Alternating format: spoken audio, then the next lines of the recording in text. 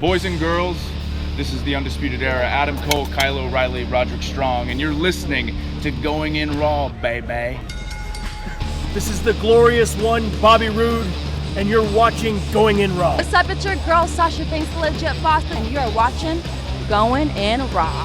You like that?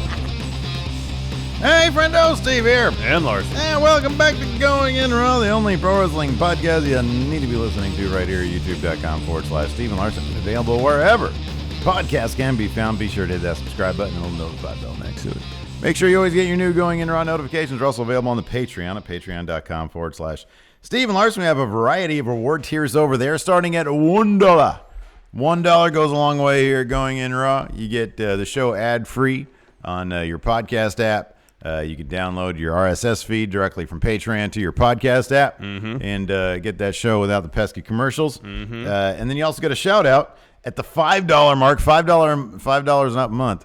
You get Monday through Friday, or 5 bonus shows, bonus episodes of Going In Raw. What is it, Tuesday? Correct. Truth Exposed Tuesday. Today Yes. we're gonna take a look at another conspiracy on Overrun on our bonus episode. What is it? Do you have something picked out? No idea. No clue whatsoever. That's part of the fun. We've got 10 exciting minutes between regular show and bonus episode to determine what conspiracy we're going to debunk. All the research Fake. done. Fake. Is it fake today? It's all fake. Maybe. Let's see here. We got some new patrons, though, Larson. And I'm going to go ahead and give them a shout out. Sounds good. That's what we do. Yeah. Let's see here. I know Clayton Hughes. We got MHPW champion Joe. We've got Ryan, Brian Diggs, Ethan Jammy Dodger, Matthew Penny, Dennis B. Price, Damon Biggs, and LP. LEL-P. Oh, like member of Run the Jewels LP? Evidently. Oh, that's cool. Welcome. That's very exciting. Huge fan. Larson's a big fan of your musical endeavors. Yeah, man. That's great. Oh, man. Yeah, so anyways, good stuff. Is there a light not on here? It seems dark. It does feel dark, doesn't it? It seems dark. Feels a little dark. You even have the extra light on, but it seems dark. I got an extra light on. Maybe because it's gloomy outside. Yeah, it could be. A little gloomy outside, but yeah, it does feel dark in here. It's It's completely off topic, but, whatever. Yeah, that's us.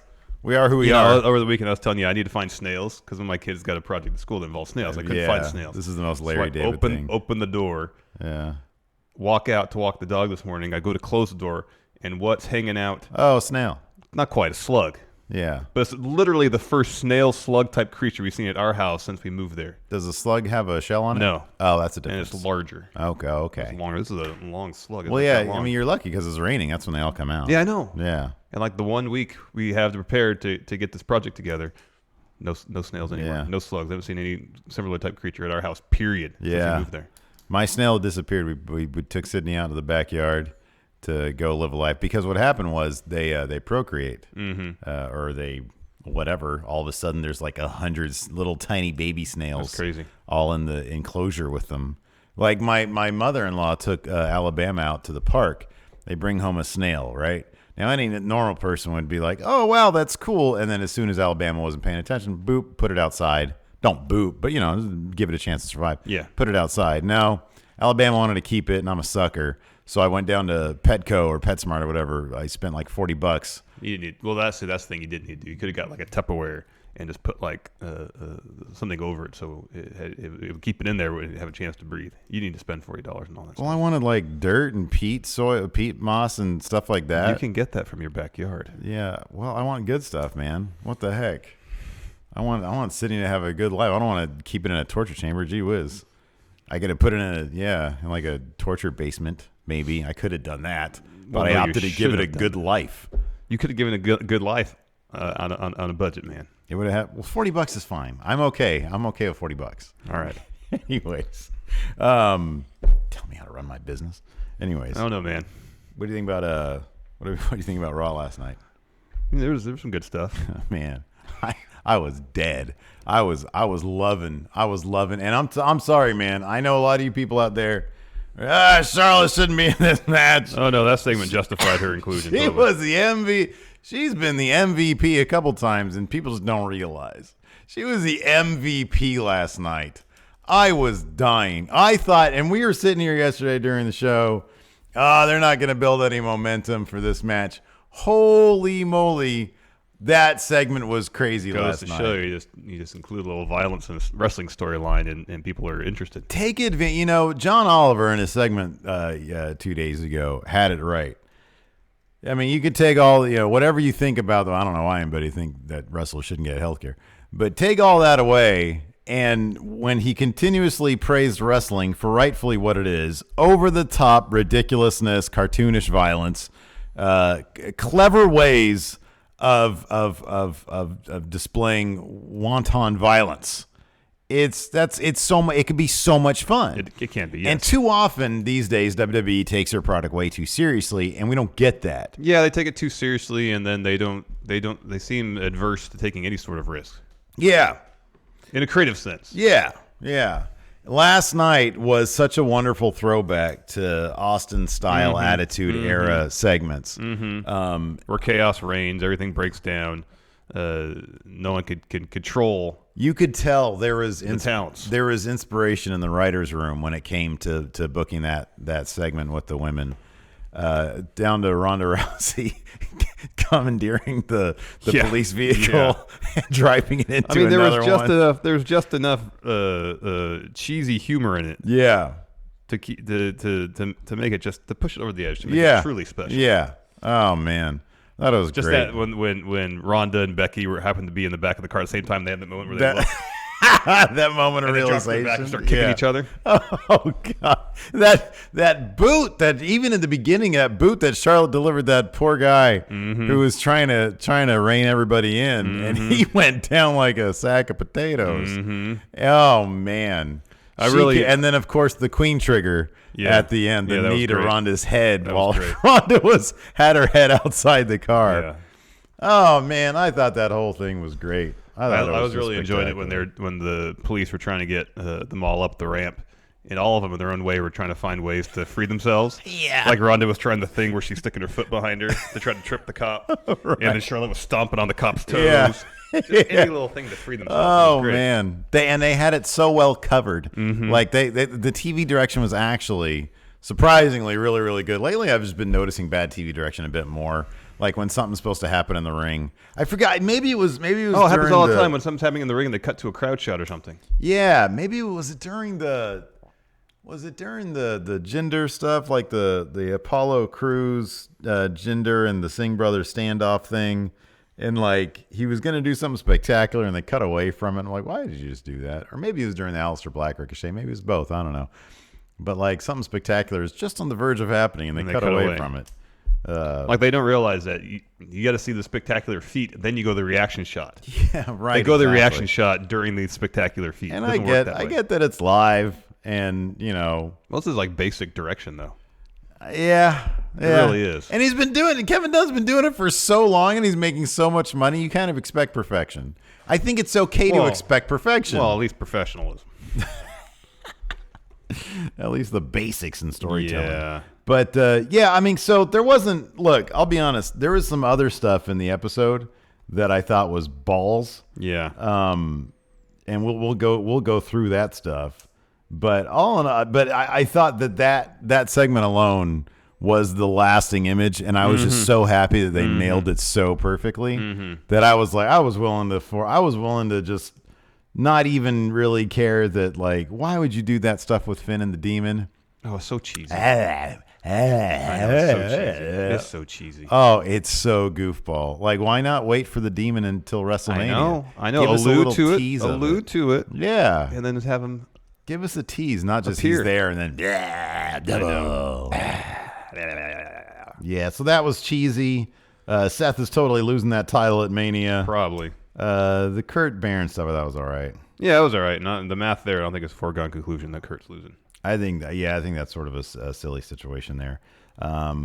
Let's see here. Although apparently Meltzer said that the Seth segment was rewritten like right before the show, more or less. Interesting. So he didn't, I guess I can't remember if it was he said this or Wrestling Geek where I probably read it. Was it just since it was done so last minute doesn't necessarily mean it'll alter the math in their estimations. because they thought that too. The image of Seth standing over Brock holding the title. Usually when that happens, that means the other person's going to win. Yeah. But they thought just because it happened so late in the game doesn't necessarily mean that's the case. Oh, interesting. But I still, of the 3 top matches, that's the most likely to go the heel's way. Still because there's a lot of other things happening that sort of I feel like. So, for example, I was like, I wouldn't bet on Finn losing, but I wouldn't necessarily bet on Finn's not losing. No, I'm talking about before the Demon. Oh yeah, before going into it. If he's not the Demon, if they could possibly get away with those 3 big matches, all coming out with face victories, and then let off some heel steam elsewhere, and that was like one thing I looked at. Okay, maybe Finn can lose as man. But if he's Demon, not a chance. I think that match is getting all my confidence points. Not a chance. Demon Balor is going to win. Yeah, that might be where all the confidence goes. The only hope Lashley has is to avoid a squash the level that Baron received at SummerSlam. Yes. That is really the only hope Lashley has at this point. Whether it's going to be a 2-minute squash match or not. That's it. Yeah. I think, That finish is like written in the stars. It is fated. Destiny. Finn will be Intercontinental Champion at Mania. Yeah, I agree with that. Unavoidable at this point. And then Meltzer also said something about the Ricochet Aleister Black thing. Well, there was a backstage segment that was on the YouTube where Zack Ryder and Kurt Hawkins challenged a Revival to a tag title match. Is that going to happen at Mania? It seems like it. On the pre-show. I know. Where's the build? Like, I'm not saying you had to have a build directly with. There's literally nothing left you can. I know. Yeah, I know. But like you could. It doesn't necessarily mean you could have had. Like, I understand the Revival and Aleister Black and Ricochet were in this feud. Going parallel to that, you could have a storyline going with Zack Ryder and Kurt Hawkins. Something. Yeah. And they haven't even won a stinking match yet. Yeah, I know. Why would they even? What's justification is there for? Because Revival's not going to win. Yeah. No, I know. Like, they could have built the story. Oh yeah, here it is. In parallel, where match after match, Zack Ryder and Kurt Hawkins are just so close. And it says at WrestleMania too. Yeah. Okay. Just so dang close to winning. Is there a main event between now and WrestleMania? When's the main event on? Wednesday? Well, they tape it yesterday, don't they? So Wednesday, right? Or Thursday? But don't they tape it like on? Yeah. It's ridiculous, man. It's gonna be on the kickoff show. It doesn't matter. Yeah, but there's already a lot of matches, and some important ones are probably going to happen in the kickoff show. Yeah. That one, the Cruiserweight match. Yeah, the Cruiserweight match will be in the kickoff show. The Women's Battle Royal is probably in the kickoff show. Mm-hmm. I think just 3 matches will be in the kickoff show. That'll be it. Look at this cheesy. That's so cheesy. I know. It's so hokey. And they had like the orange paint on the body of Balor. I was like, oh gosh, they doing Pumpkin Balor. Oh, I wish. And we got NWO out of Mayhem. Mm-hmm. That was cool. Great. That was a highlight. Anyway, let's start with the top of the show. Stephanie came out. And she pulled the April Fool's prank on everybody, saying, "I'm going to insert myself in the main event of WrestleMania." Lol. Ha ha ha. No one bought it. I got you. Yeah. She's so stiff when she does it too. I know. She's so stiff. And then she said, "No, what's going to be going down at Mania? All titles will be on the line. The main event, winner take all. Winner take all." So yeah, it's actually winner take all instead of the convoluted mess that Nelson was talking about, which wasn't winner take all. This is winner take all. So what was that one again? It was whoever that if whoever got pinned, if they had a title, they would lose the title of the person that pinned them. Right. So in that sense, if Ronda or Charlotte won, then it would be a winner-take-all scenario. But if Becky were to win, it would not be a winner-take-all scenario unless she pinned both of them. Yeah. So this is like a step. So I had said that I don't think they're going to be unifying the titles. And technically, this isn't title unification. No, they're not making one title. Still, I guess would be 2 titles. Well, I mean, there's a precedent for when 2 world titles collide and they're on one person, they just make them into one title. Sometimes. But when Daniel Bryan had both the titles, he had both the titles. Okay, but after that, they turned it into the. Didn't they turn? Yeah, eventually they did. They eventually did. Yeah. Yeah. Once, who had it after him? So he had to drop it. Yeah, he had to drop it. They merged those 2 though. Yeah, they did eventually. They merged those 2, and then they made the Universal title a couple of years later. Yeah. And then when Jericho held both titles, they merged those ones. Eventually, but it wasn't until The Undertaker had the Undisputed title that they made the singular Undisputed title. Yeah. So eventually, like with both of those situations, yeah, they did. I don't know how. I mean, it might have taken a little while, but they did it eventually. Yeah. So wasn't there a match between Orton and Cena? Wasn't Orton the first guy to hold? I think so. But I think there's a match between Orton and Cena where they unified the belts. Maybe somebody in Discord has it. I remember that. Yeah, it was Orton. It was Orton, yeah. Defeated John Cena to unify the World Heavyweight Championship, WWE Championship. Yeah. And that was before the Daniel Bryan thing. Yeah. Oh, they still carried both belts, though. It wasn't until... Because when Daniel Bryan won, he had both the titles. I remember that. Yeah, he was holding doing this thing. Yeah. But then at some point they unified those titles to a single belt. To a single title. Yeah. And just redubbed it WWE Championship. I'm trying to remember. Did they, when that happened, did they announce the title unification when it's just somebody had two titles? I guess my point is it could be considered a road to unification. Yeah. But also, who knows with the Fox thing? Who knows how that's going to go down? Alex C says Orton and Cena unified them. Then after that, the two belts were one title until Brock won it at SummerSlam.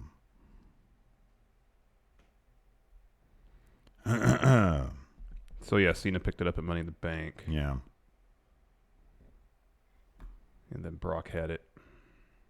So yeah, even if they're not calling it unification right now, like that could happen down the line. So sometime between when Cena got it depends. Like if Fox says, "Hey, we want top champion," and USA says, "We want top champion," I mean, it could be WWE's way of saying, "Hey," I mean, the tag titles, those are cross brand. The women's tag titles, yeah. The women's tag titles, yeah. Those are cross brand. Yeah. They could do the same thing. Maybe. All depends on the whims of a 70-plus-year-old man, Larson. Mm-hmm. That's what it all depends on. So they might not say unification now, but I'm going to wake up. Maybe unification later. Yeah, exactly. So Steph drops that stipulation. That was it with her. Out comes Brock Lesnar and Paul Heyman. Heyman wants to talk. Talk he does. Mm-hmm. Does the whole, this isn't a prediction, this is a spoiler. Yeah. The usual Paul Heyman stuff. Seth Rollins comes out, interrupts him. He has some words for Paul and Brock. Mm-hmm. He says, nobody wants you here. No one in the back wants you here. None of the fans want you here. I don't want you here either. Yeah. Get out of here. Get out of here. Oh, man. So then he gets all in Brock's face. And Brock just starts laughing at him. Yeah, and Brock is laughing at him. Brock is a big dude. Yeah. And he laughs at people. I feel like he could sit on his couch for a year and he'd still be massive. Like, I don't think he has to work out to look that way. Well, he'd probably be even more massive. Well, yeah. I mean, he'd be thicker. Yeah. But, like, to keep most of his musculature, I just feel like it's just how he's built. Oh, I think that's just genetics, man. Yeah, I think just how he's built. God gave him. I don't know how much he really works out. He might do some work on the farm. Yeah, I know, because remember that one time it was obvious he was working out? And then ever since then, not really. Yeah, I know. There was one spell, though. It looked like he was literally on his couch because he came out and he was looking puffy. Yeah. And then he was like, I might do UFC. And he looked like, yeah. And he's like, no, I'm not going to do UFC. Now it's like in between. Yeah. So, yeah, he was laughing at him. And then he walks away and he does the bully shoulder bump thing. Into Seth, yeah. And then Seth from behind, no. Turns him around. He turns him around and then kicks him in the balls. And then a bunch of violence ensues, resulting in Brock trying to get an F5. Doesn't hit it, right? No, Seth escapes, hits another low blow. Yeah, another low blow. Hits a super kick, a stomp, and then he holds the title above Brock. Yeah, so here's the thing. The math would say that Seth is losing. Right, but even if in the scenario it was written right before, I still kind of feel like Brock was going to win. Yeah, like maybe. Even if Brock was standing...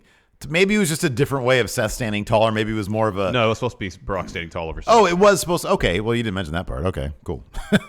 Yeah, I don't know. It was a huge... Like, you got the stomp. Typically, when you get the stomp before a pay-per-view... That's when you get to see it, not at For actual example, Mania. the Beth Phoenix match. This was her showcase. Yeah, right, on Raw, yeah. Because at Mania, Sasha and Bayley are totally going to retain. Yeah, I don't see that going any other way either. Yeah. Boy, I really want the Iconics to have those titles on. Yeah, I know. Peyton Royce took the pin last night, though. Boy, oh boy, what a botch fest that was. Yeah. That was ugly. They have zero chemistry with the Iconics. I know. None. I know. Like It's 2 weeks in a row. 2 weeks in a row. Yeah. Because the match on SmackDown featured a lack of chemistry And here's the thing. I think that I honestly believe that Seth is going to win that title. I would bet on it in Saudi Arabia. I think they need a big moment because a bunch of the bigger names don't want to go there. Yeah, I think they're going to do it in Saudi Arabia. Yeah, it's entirely possible. Entirely possible. After that, we Seth interviewed backstage. He's like, I may not win, I'm not champion yet. I think it might be the kind of thing where he loses, but he might figure out, I'm almost there. It's a learning experience. I'm almost there, and then he has to fight for a rematch in Saudi Arabia or something like that. Mm-hmm. That's what. And then he finds the key to being. Yeah, exactly. Brock. Yeah, they can find a way around it. After that, we had the eight woman tag match: Sasha and Bayley, Natalya and Beth Phoenix versus the Iconics, Nia Jax and Tamina. We got some Sasha Peyton Royce. They don't have, their chemistry is basically non-existent. And it's funny, even when I noticed that right after that bit, number one, Sasha landed on her leg. That could have been bad. Like, I've seen things like that. Oh, did you see Noam Dar? It's just it's a bruise, bone bruise and a slight sprain. Yeah. No, but it was, so she did the thing where you hold on to somebody and you run up the rope. Yeah. Do something else. And then, but even after that, when Sasha and Bayley did the grabbing hands elbow, they didn't even look like they knew how to do that. Well, they didn't have the matching hands out. Right. They were like, are we going to, and then we do this? And so make a quick adjustment. Yeah, it was kind of weird. It was weird, yeah. But then, like you said, we got a nice little Beth Phoenix showcase. Yes. Yeah. At one point, Nia and Tamina, who were supposed to be the Iconics tag team partners, because kind of the story going on here was the Iconics were the heels, the only team involved. They were just tagging each other in and out. And Sasha and Bayley were trying to do the same thing, but Beth Phoenix and Natalya would tag themselves in so they can get some action. But at one point, Nia and Tamina hop off the apron and just hang out ringside. Don't get involved so much. Until Beth spears Tamina through the barricade. That was awesome. But before that, she knocks Sasha off the apron when Bayley was trying to get a hot tag in. Tags herself in. She lays everybody out. The aforementioned spear on Tamina through the barricade. She gets back in the ring. She pins Peyton Royce after a glam slam. She looked great. Yes. Yeah. No, she really did. She looks like she hasn't lost a step. It's amazing what time off gives you. Yeah. Anyways, next, we had a quick shot of Batista. Dave shows up at the arena looking like $1 million. Dave. He's got red sunglasses on. Yeah, in like a red jacket. He comes down to the ring. He throws to a video package highlighting the feuds between Triple H and Batista, all with him saying, one thing you haven't done is beaten me. One thing you haven't done is beaten me. Just over and over again. Yeah. Cut back. The ring's all dramatically lit. The spotlight's on him. Yeah. And the camera gets in closer on him. He takes his sunglasses off and he goes, Hunter, kiss my ass. Yeah. Puts the microphone down, puts the sunglasses back on, bit of a smirk, walks out of the ring. Yeah. It was really good. Yeah. He's really imbuing this with some like real method stuff going on. Yeah. 'Cause even before he started his bit, he kind of mouthed his words to himself again. I wonder if that's what he does on set. Like he has to practice his performance one time. I don't know. Before action is yelled. I don't know, man. I get the feeling that I get the feeling that him mouthing the words to himself, I think that's all in character. Oh, could be. I think that's part of how he, like, maybe in character Batista is the kind of guy who does that. But I don't know. I think he's too good to have to do that. Oh yeah, I don't know. Yeah, but I don't know. I mean, it could be an unconscious thing, you know. Yeah, it could be. Like it just could be what he does. That's part of his process. I don't know. Yeah, but it's not like he's obvious. Hunter, kiss my ass. He just kind of, you can tell his lips move a little bit. Yeah, I don't know. Talks. I don't know if because like back at the the Raw 25 that he was on. When he didn't do the that there. Thing? No, but he came off as a super bit nervous. Nervous, yeah. He came off as a bit, like he hasn't been in front of a live crowd. So it's possible. I think it's possible either way. But I think that he's been in such a I'm in character thing that it wouldn't surprise me if that was part of being in character. I don't know. I think that he's a really smart guy, and I think that he's been around for a long time. Yeah. And it would surprise me if he had to do that, given how much stuff he has to do on movie sets. But then it could. But also on movie sets, you get the benefit of editing. So you can do that before you actually cameras are rolling, and it's not actually included in the film. Where in wrestling, you can't really hide that as well. Yeah, but it's, like I said, it's not like a major thing, like when Braun was mouthing words to himself when he forgot his lines. It's very subtle. Yeah. In any event, yeah, it was okay. It didn't do a lot for me. But I don't know. I love Batista, so Yeah. I'm like, whatever. I just looking wonder forward if to he this said match. to him, hey, I want this kind of lighting. I want it framed this particular way because it was very dramatic as opposed to everything else in the show. Yeah. No, I definitely get the feeling that Batista is if not directing this entire thing, has a heavy hand in it, After that, we had these do nothing for me. The Elias in front of MetLife Stadium. Elias man on the street stuff. Elias heel again. It's really fallen flat. He works so much better in front of a crowd, anyways. Yeah. But even then, the problem is it's nothing he's doing necessarily. It's just, man, there's nothing for him to do. There's nothing for him to chew on, really. I feel like they're just saying, okay, we're live. Go ahead, do whatever. Yeah. Somebody here in chat, I need to see this. Cactus Jackie. Oh. Says, offered up a super chat, said, hi, fellas. Not sure if you talked about the possibility of Honky Tonk Man being the one to interrupt Elias during his Manny performance. We'd pretty much only talked about Undertaker and maybe Cena. But I think that's probably a more likely scenario. Yeah, that's entirely possible. Given the parallels. After that, we had Apollo Cruz versus Jinder Mahal, and the ring had a bunch of lumberjacks. Kind of, yeah. It was all the Andre the Giant Battle Royal competitors surrounding the ring. Yeah. Were they functioning as lumberjack? What was the point of that? No, I think just to have everybody out there. Oh, my gosh. And then EC3 was like no selling the whole thing. Yeah. He was standing there stone-faced, not involved in the match whatsoever. What a colossal waste. I mean, at least he got some lines during that Braun bit. Anyways, Apollo picked up the win pretty quickly with a frog splash. And then he poses next to the trophy, which they put on the apron. And then a bunch of other people get in the ring, wanting a photo opportunity of their own. Eventually, a brawl breaks out. At the end, Apollo clears the ring. He again poses with the trophy. So he's pretty much not winning, unfortunately. Yeah, you're probably right about that. I'd love for him to win. I think that'd be great. But it's probably not going to happen. Yeah. And Corey Graves was going on and on how he's picking Michael Che to win. So that's not going to happen. And he was running down Colin Jost a little bit too. Yeah. I'm wondering if Colin. I don't know. Boy, I don't know. I got to think about that. It seems too easy to pick Braun Strowman. Before predictions. Yeah. Well, we're doing those tomorrow, so. I know. After that, we had Kurt Angle backstage. Yeah, with Ray just chatting. This was MOS. With Ray, yeah. I don't remember that at all. Yeah, this is a quick little thing. We didn't hear what they were talking about. It was just a quick little shot of them chatting themselves up, each other up backstage. Yeah. That's Hey, it. Kurt, what was Impact like? Ups and downs. Well, the money when the checks cleared, it wasn't too bad. Yeah, when the checks cleared. After that, down to the ring, Kurt Angle walks, says kind of his final goodbyes to Raw. The ring announcer throws to a pretty cool video package, highlighting his incredible career. Yeah, it was pretty great. Yeah. This was his promo here when he was on the mic here. It just seemed a little extra, heartfelt. I'm sure it was. It seemed pretty real. Yeah, and then Corbin comes out and reigns in the entire parade, as only he can. Yeah, Corbin has made a really good case for this match actually happening. He's made a really good case. He's been for working himself. really hard. He has been on social media. I don't appreciate each and every one of you Going to my social getting in my social media and telling me that I don't. He deserves better, not me.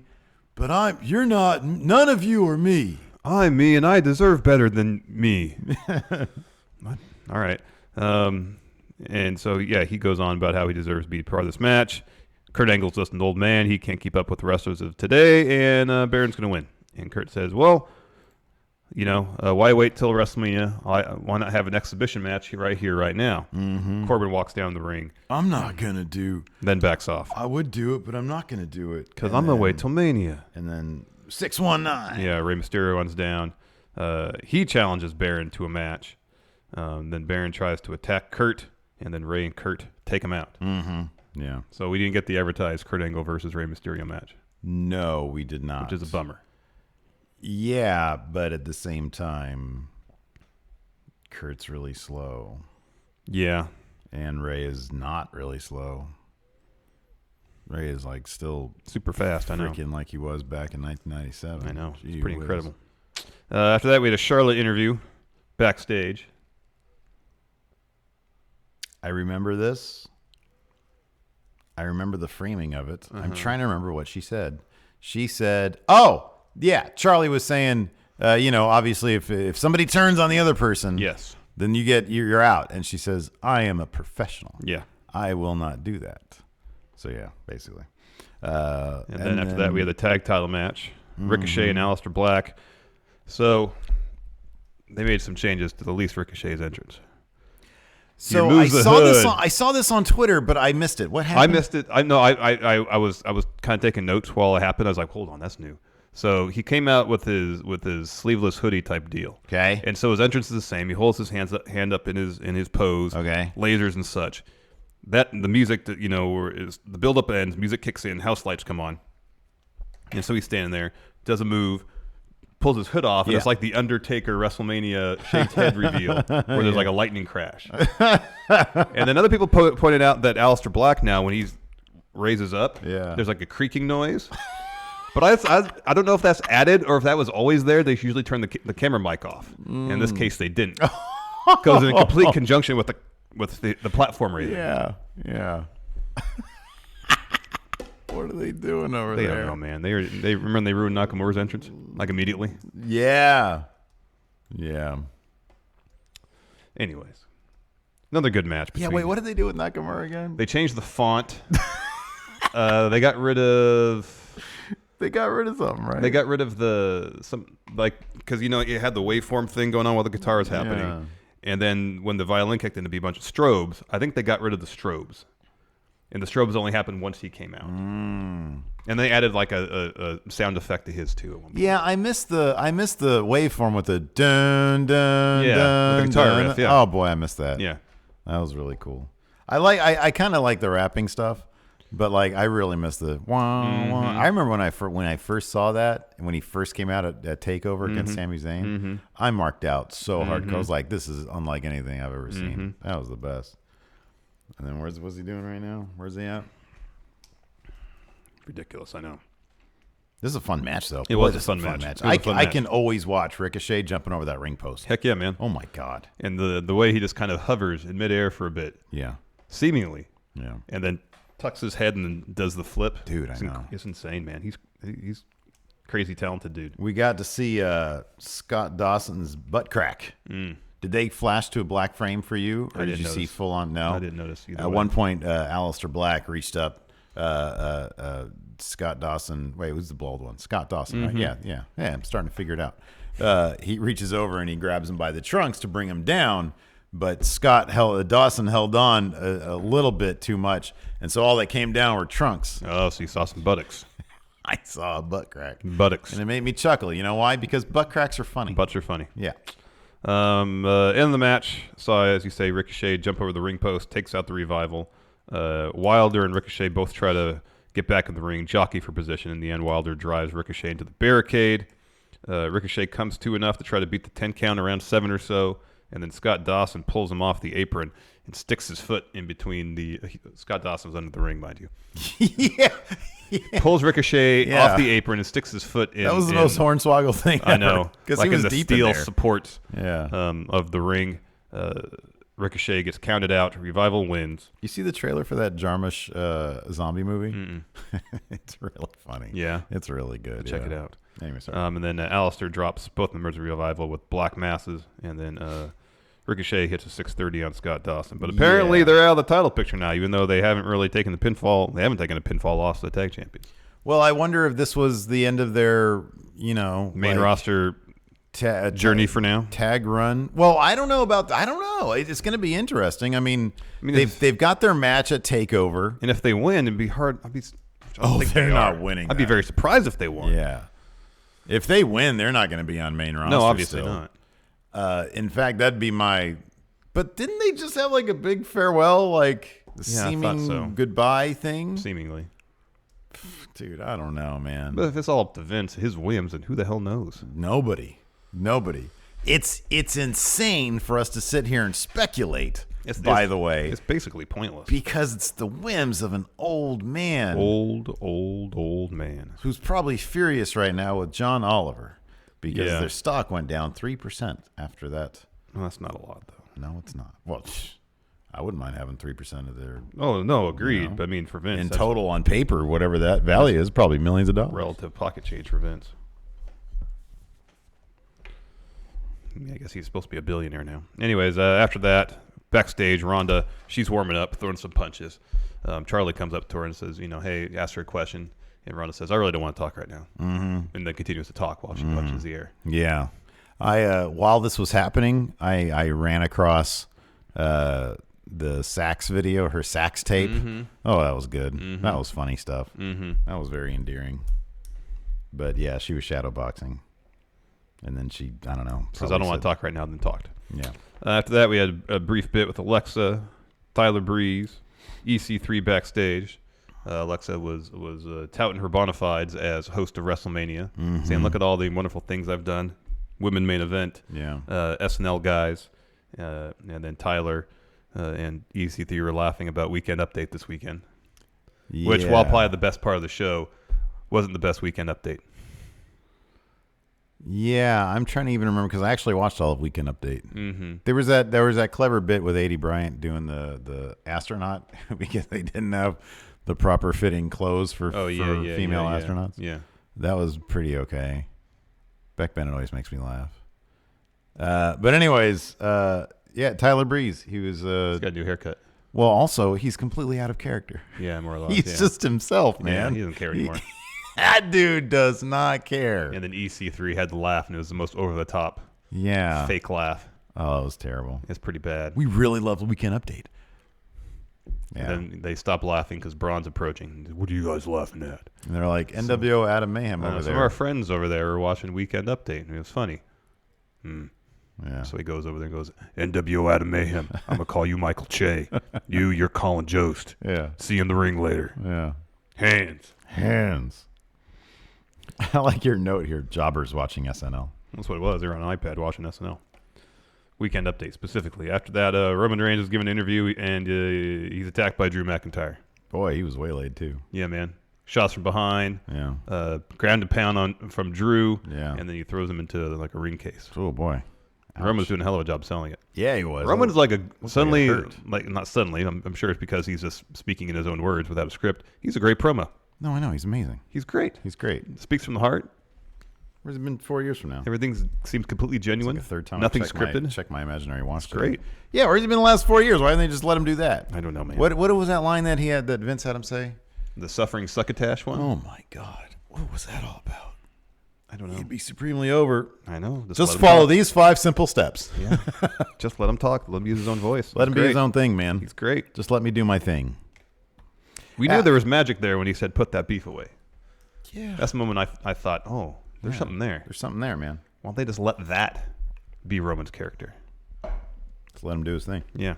After that, kind of surprising it wasn't the main event. Riot Squad taking on Becky, Charlotte, Ronda, a bunch of aggressive tags during this match. Yeah. As they all kind of wanted to get each other's face without actually any physical violence. Before the match actually started, though, there was a Becky interview saying that she's going to WrestleMania make history. She made it seem like both Charlotte and Ronda is an option for them to win and make history, but for her, it's her only choice. She goes down the ring, huge pop. Charlotte starts the match, but Becky is in there for the longest. Yeah. And then eventually Charlotte tags herself in, and while her and Becky are arguing, Ronda tags herself in. Yeah. She gets in there, gets Liv to tap to the armbar pretty much immediately, and then Ronda gets up, turn around, and basically punches Charlotte square in the throat. Yeah. And then a brawl ensues. They start brawling over the place. Security comes in. They beat them up. Cops come in. They manage to separate him for a moment. There's that great shot I mentioned earlier of just in the square in the middle of the frame.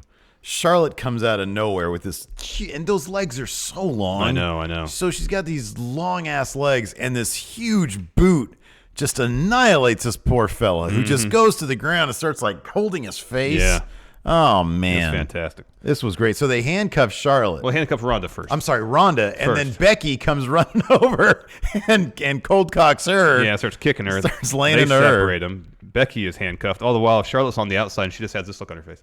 Oh, Charlotte was killing me, dude. That was great. Oh, man, that was awesome. So they get Ronda and Becky out of the ring. Charlotte runs up and drops Ronda with a forearm. They handcuff her. Yeah. And then the cops lead all three of them backstage while they're all struggling to kind of free themselves. Once backstage, they put Charlotte in one car, like a marked car. And then they, for some reason, think it's a good idea to put Ronda and Becky in the same car. They turn and look at each other, realize they're in the same car together, and then start kicking the hell out of each other. Ronda kicks out the window and like the framing of the window of the car. Yeah. So eventually they pull them out, and they think it's a good idea to open the door. Sorry, they pull Becky out. They open the door, I guess, to put her in the same car as Charlotte. Yeah. Charlotte takes the opportunity in a cartoonish fashion to escape. And while that's happening, Ronda goes to the driver's seat of the unmarked car. All of a sudden, you just like they go to sort of a long shot, and you see the car start to move, and it crashes into the car. The marked car, yeah, yeah. And there's Ronda, the steering wheel, and so they try to get her out. She makes her way back to the back seat. She's out the back window talking trash to Charlotte. Charlotte runs up, gives her a huge knee, which Ronda sells. It's great. Incredibly. And then she comes to and starts talking trash again. Yeah. It was pretty good. Man, it was awesome. So Becky's in the marked police car. That drives off. They eventually drive the unmarked police car off. So Charlotte's the one left in the arena without a vehicle. Why they had all those cops, only 2 cars, who knows? there was a lot. I mean, that was totally the Keystone Cops out totally. there. It was the most inefficient policing but organization it was in the world. brilliant. It was so great. So I guess in that sense, Charlotte stood tall. There was no standing tall of anybody there. And nobody was standing tall there. And then, like, almost immediately after that scenario, Charlotte was on Twitter retweeting things. Oh, God. That's pretty great. That's so great. That's great. So awesome. Well, they WWE said something like all 3 of them have been released on their own recognizance and will appear in court later. Yeah. I mean, if you lay a hand on the police officer, there's no releasing on your own recognizance. No. Get out of here with that. But who cares? It's wrestling. It's amazing. After that, probably one of the low points of the show. Oh, man. Wow. They followed up this crazy, insane sequence with a loss for the former Raw Tag Team Champions Bob Roode, Chad Gable, against Heavy Machinery. A clean loss. Oh, man. And sure, Lacey Evans came out and walked around the stage a little bit, but it wasn't like that distraction led to a loss. No, at man. all. No. It was Rude Gable.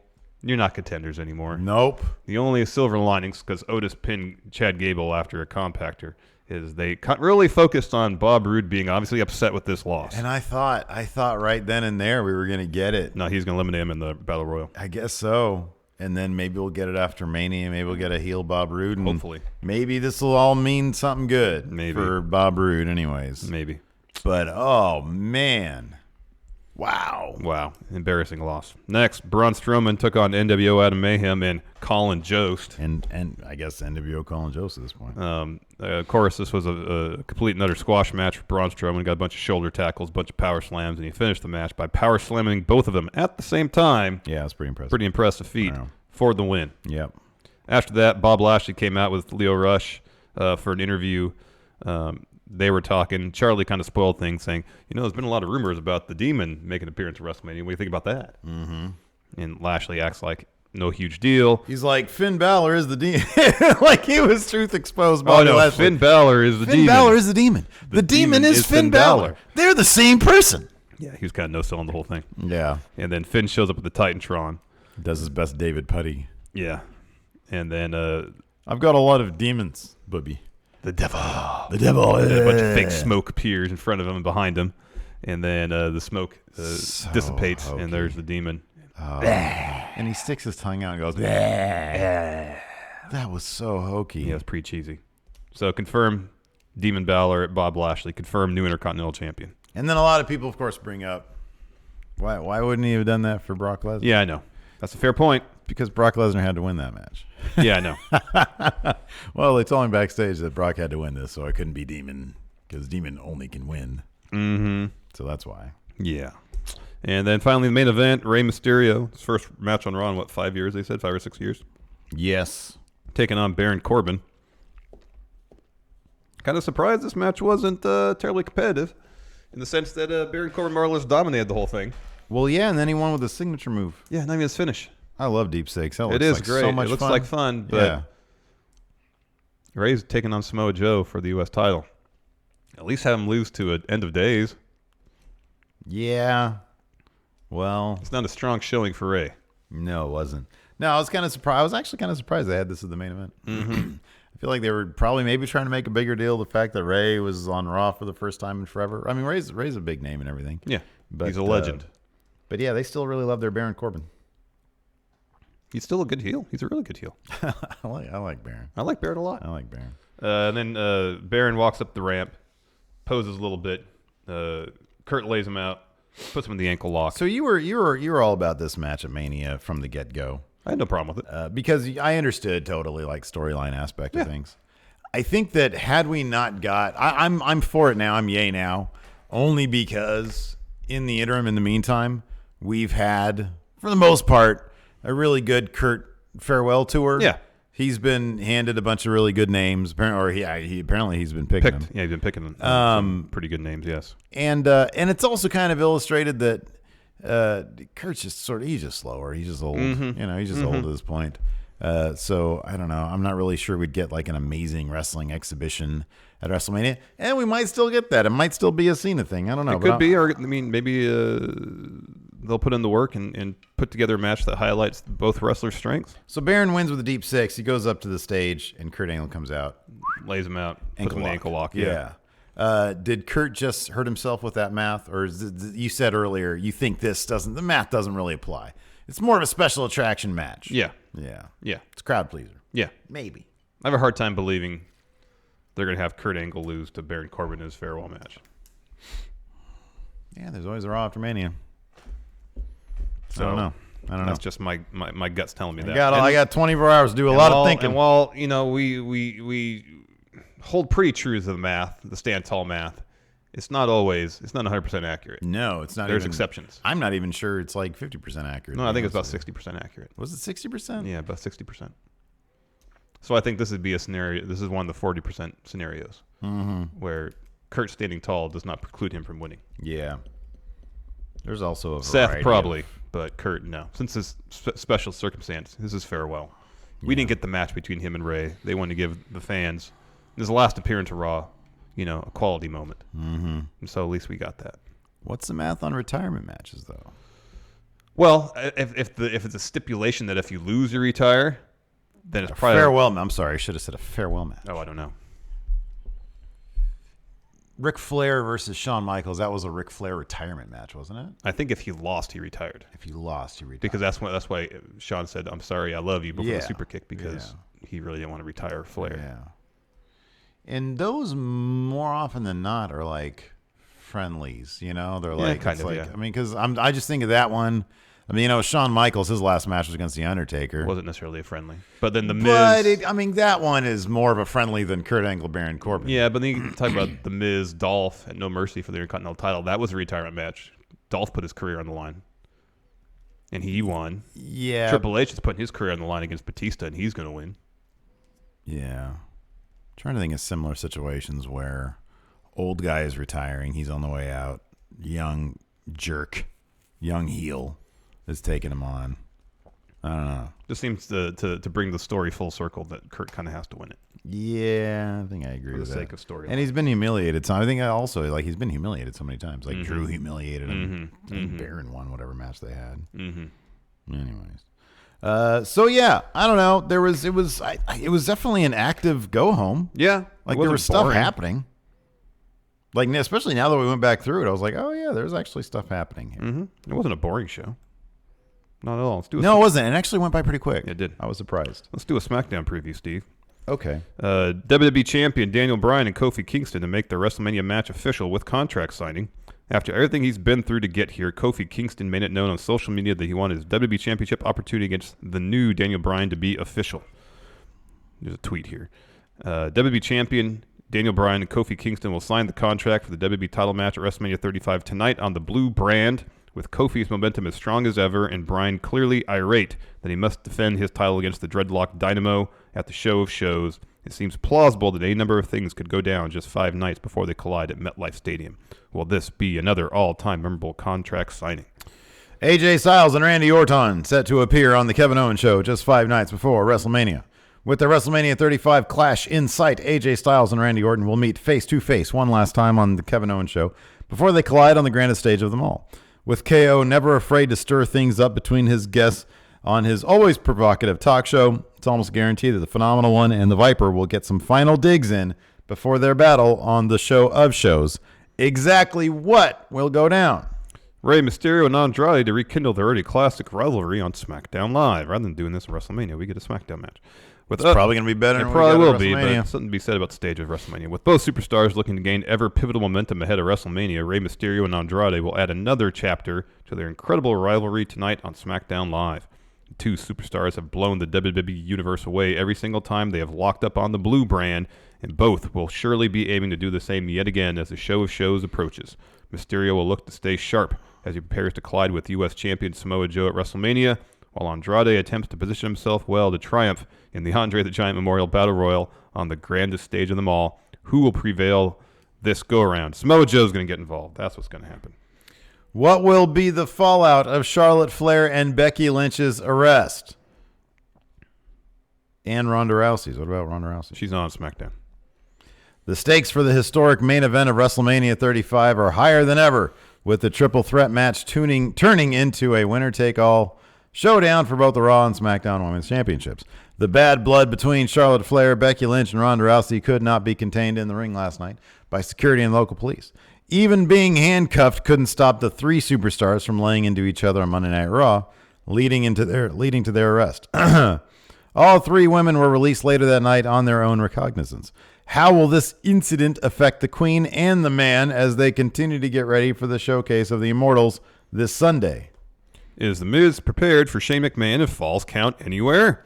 Last Tuesday, The Miz asked for a Falls Count Anywhere match with Shane McMahon at WrestleMania and got his wish.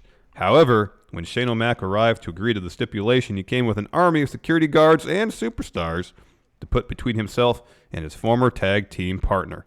When McMahon insulted the A-lister's family, The Miz overcame the odds, fighting off Sanity, Shelton Benjamin, and Primo, but McMahon left before Miz... Who's that last guy? Primo. What's a Primo? Primo Cologne. But McMahon left before Miz could get his hands on him. Will Shane arrive with backup once again? Will The Miz bring the fight to Shane before WrestleMania? Find out tonight on SmackDown Live 8/7 Central on USA Network. Hold on a second, though. Look at this. I've never noticed it before. Have you noticed? They give credit to the author now. No, they always do. They've been doing that for a while. Yeah. Man.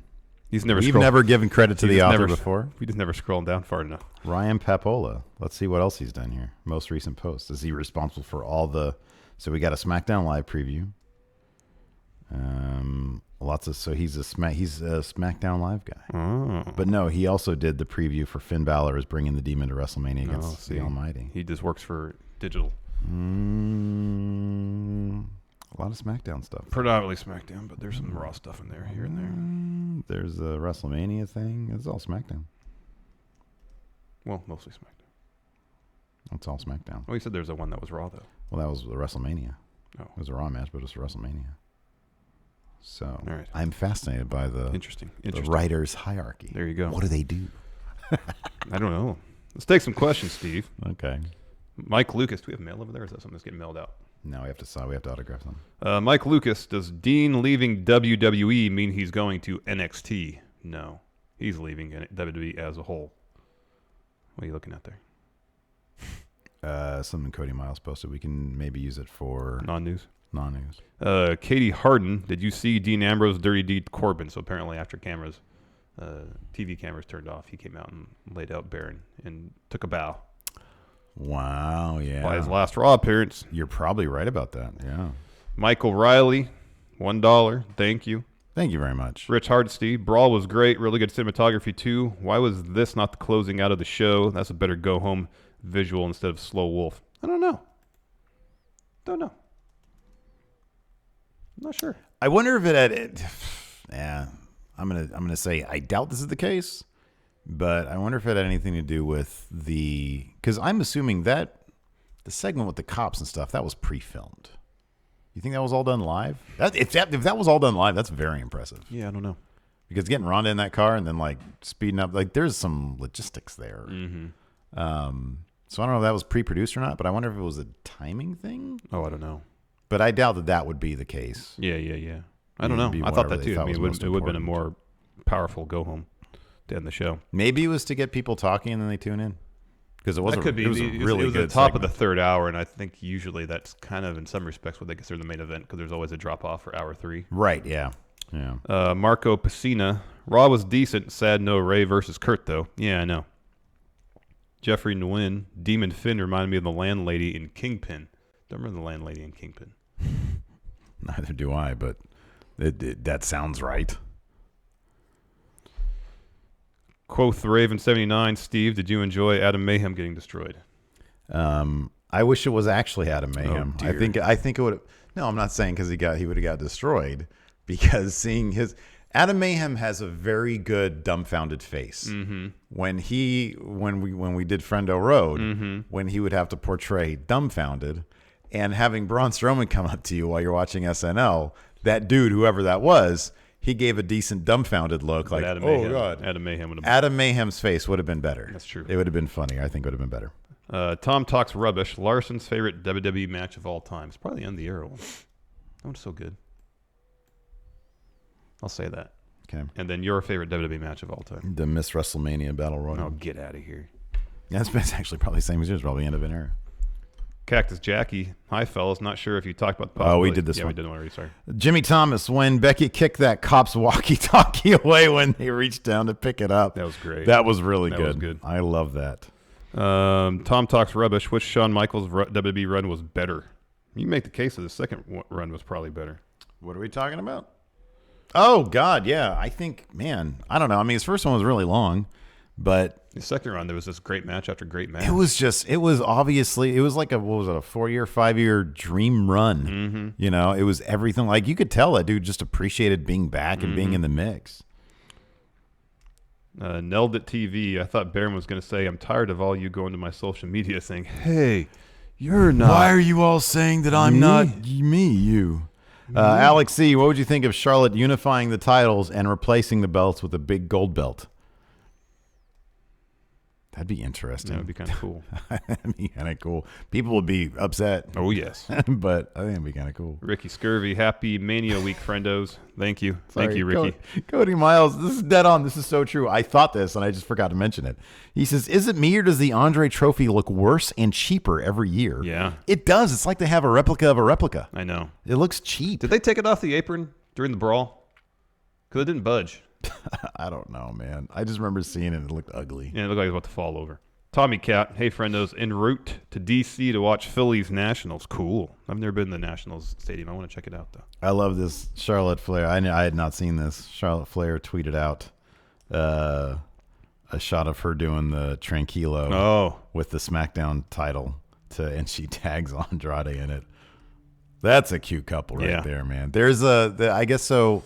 Andrade and Zelina Vega they did a ride along thing, and at one point they have Alistair on the phone, and I saw like little clips of it. It looks amazing. Really, it looks so charming. Check that out. Alto, does Triple H show up as Thanos? Didn't Seth do that at SummerSlam or something? Yes, he had the Thanos glove. Jeffrey Nguyen, was the backstage brawl pre-recorded? Wouldn't surprise me. Like I said, there's a lot going on there, and that wouldn't surprise me. Yeah. Josh Little, have Aleister Black and Ricochet lose at TakeOver, then have to go to Mania and beat Wilder and Dawson for the titles. I think that'd be great, but it seems like we're getting the Revival versus Ryder and Hawkins. Yeah. That's so, yeah. I mean, basically I guess no build. So you think they're going to get that win in the kickoff show? Mm-hmm. Marcus Harrison, yesterday Steve suggested switching up and going tacos today. I did, and already feeling gassy. When asked about the funk, I'll blame Steve. Look, man, you're already persona non grata You should just let him do amongst what he your does. coworkers. You don't know that. I have no. Oh, are you? I don't know that. He always talks about blowing it up in the break room with the microwave. I don't know any set of coworkers, any employment area, any situation where employers, coworkers would be okay with somebody doing that. He is persona non grata. I don't know, man. I think he's just I just like saying persona non grata.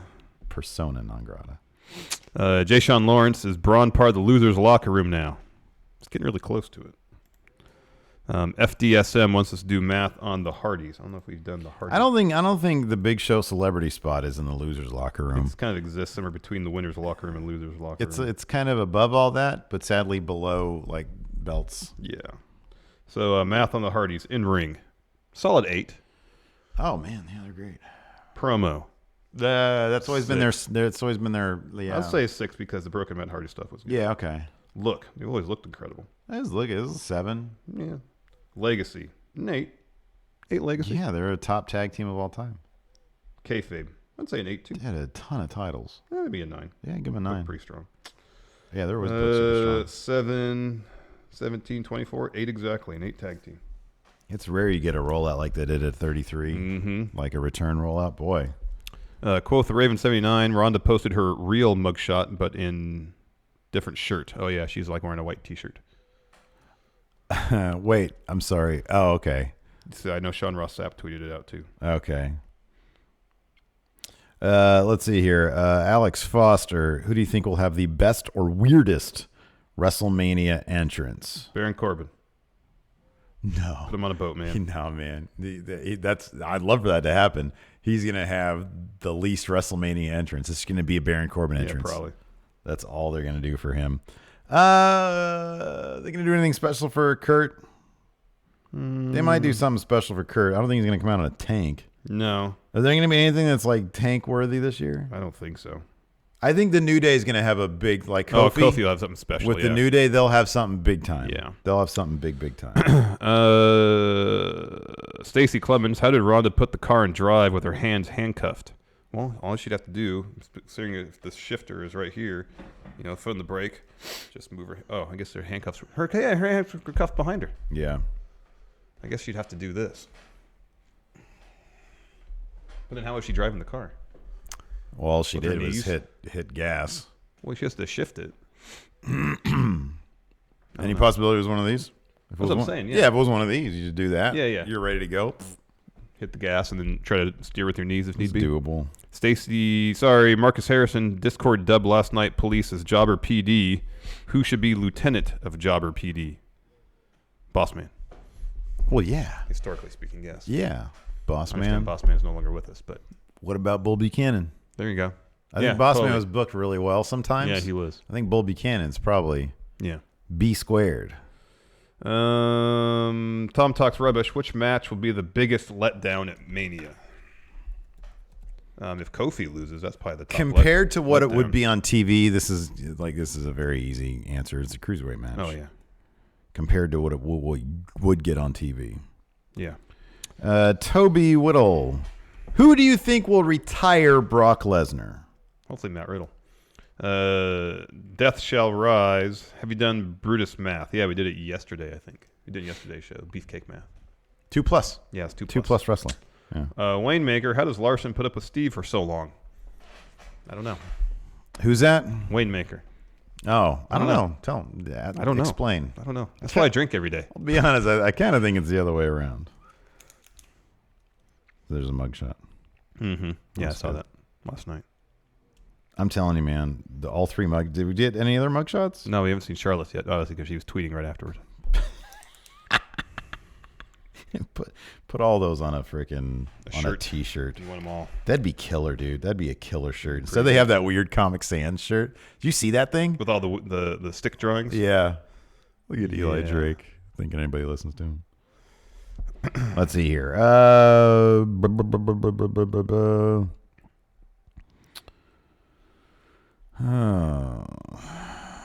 golly, these freaking. There we go. What do you got? Christopher Glidden. Why do you think WWE is making the main event of WrestleMania winner takes all instead of cashing in on the horsewomen curtain call thing and having all the women holding titles only to be confronted by the MMA horsewomen? I don't think the MMA horsewomen are anywhere close to being near enough to be on that stage. They haven't earned it. I mean, half of them haven't earned it. So that's number one. I think winner takes all sounds really good. Yeah.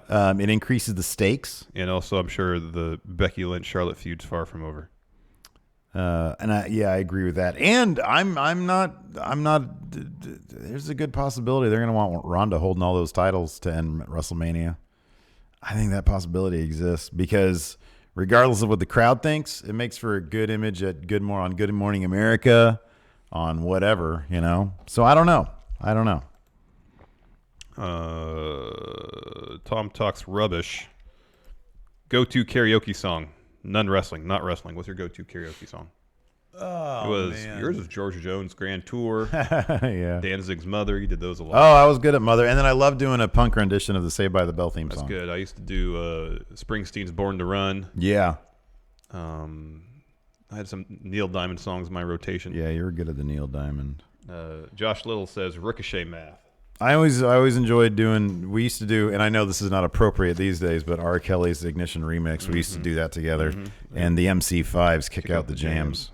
Those are my favorite ones together. Oh, we did Blame It too. Oh yeah, Blame It was really fun. Good. Yeah. Ricochet Math in ring. I mean, spectacular. 9. Promo. 3. 4. When he speaks from the heart, he's pretty decent. Yeah. Okay. Look. He looks incredible. Yeah, I give him like a 6 look. Yeah. Legacy. See, Legacy and kayfabe are kind of too soon. Because here's the thing about his look. It's not iconic, but it's really good. Yeah. It's like the best Kratos wrestler. Yeah. Legacy. It's early, but man, by the end, I mean, I'll give it like a 6 right now. Yeah. Like if he quit right now, it'd be a 6. Yeah. That's crazy. Yeah. Like he still has 10 years for his prime. Yeah. And that could go sky high. Kayfabe. He's been booked really strong in NXT. And on the main roster. I mean, kayfabe so far. He won Best of Super Juniors, I believe, in New Japan. He never won the junior heavyweight title. Like the next 2 years are going to be really, really telling. Yeah, in New Japan, it's not like he. But he was not that it means a whole lot, but he was a never open weight 6-man tag champ. That's the only belt he ever won New Japan. He's former PWG champ. Yeah. I'm sure he's won belts elsewhere. I mean, you can give him a 6, I guess. Yeah. It's still really early to tell, but you're right. Like it's not like he's been. If he had won the junior title in New Japan, but he was only there for right now, he's a 6+. That's killer for as early as his WWE run is. Yeah. Alto, am I the one wishing for some sort of World Star style police brutality during the Ronda segment? I don't want police brutality. I want to see them. Oh, I'm a much bigger fan of hapless cops. Yes, because hapless cops and let the competitors dole out the violence to one another. Like ideally in this world, unless he's talking about them beating up the cops. Oh, then I'd be fine with it. Yeah. No, like ideally you just want your local policeman to be, Keystone Cop. He wouldn't need to be, and he wouldn't. Cool fresh guy, $1, thank you. Eddie Smith says butterbean math. Well, based on this one match, ring 10. Kayfabe 10. Yeah. Legacy 5. Legacy 5. Well, he destroyed a guy's career in WWE. He looked great when he knocked the Bart gun out. His look is 5. He literally looks like a butterbean. Yeah, I know. 5. Promo, nothing. Yeah. Never heard him do a promo. So he's probably like a 5+. Probably 5+ based on Legacy. Based on kayfabe. Based on 30 seconds of WWE action. In ring and kayfabe, yeah. He maxed those out. Oh, man, that's funny. Let's see here. Matthew Robertson. What are the chances Asuka gets shifted to Raw in the Superstar Shakeup? And if she does, what's her first feud? The possibility exists. I don't know. Everything sort of jury is out on how they're going to deal with Asuka. But man. But if they move her off SmackDown to Raw, and assuming SmackDown doesn't get someone comparable in return, SmackDown Women's Division would take a massive hit. Assuming Charlotte stays, it'd just be Charlotte. And then I like Naomi a lot. They'd have to do a lot of reshuffling for that to work. Yeah. Infinite Dropkicks. I used your Going In Raw promo code for Robinhood, and I've been investing for a month now. If you had the disposable income, would you invest or buy WWE stock? At the time of the question, WWE closed at $87.20. No. If you were if I knew that it was going to be like that, I would have bought during the IPO 20 years ago. Like when it was $17 a share, then yes. But no, I'm telling you, man, it's all about cloud security, Green energy, possibly desalination, and weed. Though that's what you want to get into. Those are the industries of the future. Those are the industries of the future. Plain and clear. Cloud security, man. Green energy. Green energy, weed, and what else did I say? Desalinization. Don't pay attention to desalinization. It's too expensive. It's way too expensive. But if somebody cracks that code, somebody cracks that. I wonder if there's any. Are there any like cheap or companies that have like a cheap stock that deals with bio 3D printing? That I don't know. That's going to be a freaking thing, man. People are going to start probably using stem cells and 3D printers in coordination with each other. It's going to be crazy. Future's going to be crazy, man. The only question is, will we live long enough to be immortal? No. My answer, yes. No. Absolutely. Not really interested in that either. Oh, I totally am. Good for you. I'm going to be sitting there with my amazing, refreshed, rejuvenated young body. All right. You know, get all the Sono Bello, get all the fat taken out of me. I'll be looking like a stud. You're going to be sitting there, a withered old man. No, I'll be dead. Impotent. I'll be dead. Dying. And I'm going to come. Dead. I'm going to whisper in your ear. The very last thing you hear is going to be me saying, I told you so, idiot. And I'll just shrug. Whatever. Tom Talks Rubbish. Suggestions for Raw after Mania 14 or 15. Man, that's taking it back a ways. Wait, what? Suggestions for Raw after Mania 14 or 15. So a Raw after WrestleMania 14 or WrestleMania 15. Like a Raw after Mania. What is the suggestion? What are we supposed to be suggesting here? Suggest a Raw for him after Mania 14 or 15. Oh, I thought he meant the Raw after Mania. 14 or 15. I don't know. Probably the Raw immediately following Mania 14 is probably crazy because Stone Cold. I remember, didn't he show up in the corporate outfit and McMahon gave him the title and then he said, "No, I'm not gonna do it." And then he like stunned him probably. Yeah, probably. So that was probably good. And then you have Triple H, you know, talking about the new era of DX. Mm-hmm. Oh yeah, that one's really good. You know, because Michaels is gone. X-Pac shows up. People were like, "Oh yeah." I think cool. There's a tag match. New Age Outlaws versus Funk and Foley. Yeah. They won the tag titles back. Yeah. Cool Fresh Guy, $1. Thank you. So I'd say the Raw after Mania 14. Blake Whitehouse. If Rey Mysterio legitimately broke his ankle, he was really selling that thing. Yeah, he was. Who will replace him against Samoa Joe?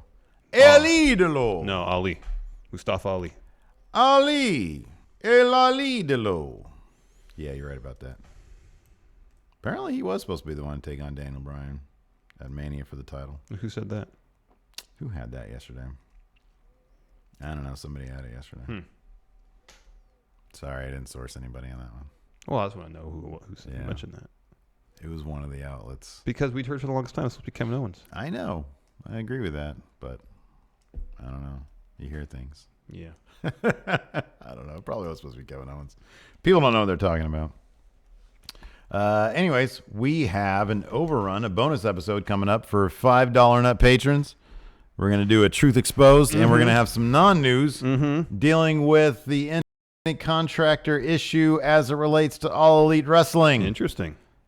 Story provided to us from the friendo Cody Miles. So thanks, everybody, for watching. Did you mention this Cool Fresh Guy $1 super chat? I think so, yeah. All right. Thanks, everybody, for watching. Until next time, we'll talk to you guys later. Goodbye. Be a part of Going In Raw today at patreon.com/Steven Larson. Starting at $1 a month, you can enjoy Going In Raw ad-free, gain access to the daily 30-minute Going In Raw post show, exclusive merchandise, and so much more. Support Going In Raw today. Click the link in the description.